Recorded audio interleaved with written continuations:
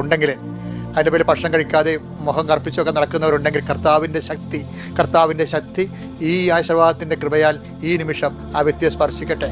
ഏതെങ്കിലും ഏടാകൂടെ ബന്ധങ്ങളിൽ നീ ചെന്ന് അകപ്പെട്ടിട്ടുണ്ട്, അതിൻ്റെ പേരിൽ നീ മാനസിക പീഡ അനുഭവിക്കുന്നുണ്ടെങ്കിൽ നിന്നെ കർത്താവ് ഇപ്പോൾ ആശ്രയിക്കുന്നു. നിന്നെ തകർത്തിട്ടിരിക്കുന്ന, നിന്നെ വിഷമിപ്പിച്ചിരിക്കുന്ന വ്യക്തികൾ ഈ നിമിഷം നിനക്ക് അനുകൂലമായി മാറട്ടെ.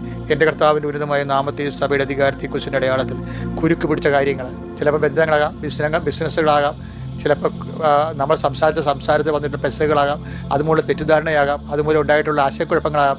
എല്ലാ കുരുക്കുകളും യേശുനാമത്തിൽ നീങ്ങിപ്പോട്ട് പ്രാർത്ഥിക്കുന്നു. ദൈവത്തിൻ്റെ കരുണ നിന്നെ ആവശ്യിക്കട്ടെ. നീ എന്തിനു വേണ്ടിയാണ് വേദനിച്ചത്? എന്തിനു വേണ്ടി ഇന്നലെ വേദനയോടെ കിടന്നുറങ്ങിയത്?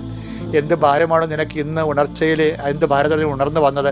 ആ മേഖലയെല്ലാം നിൻ്റെ കർത്താവ് രക്ഷകരും ആ യേശു ക്രിസ്തു നിന്നെ ആശീർവദിക്കുകയും പരിശുദ്ധമ്മ നിനക്കൊരു മധ്യസ്ഥ വഹിക്കുകയും എല്ലാ വിശുദ്ധന്മാരും മാലാഖമാരും രക്തസാക്ഷികളും നിന്നെ ആശ്വസിപ്പിക്കുകയും ചെയ്യട്ടെ. ഈ ആശീർവാദത്തിൻ്റെ ശക്തി നീ ഉറങ്ങാൻ വരുന്നവർ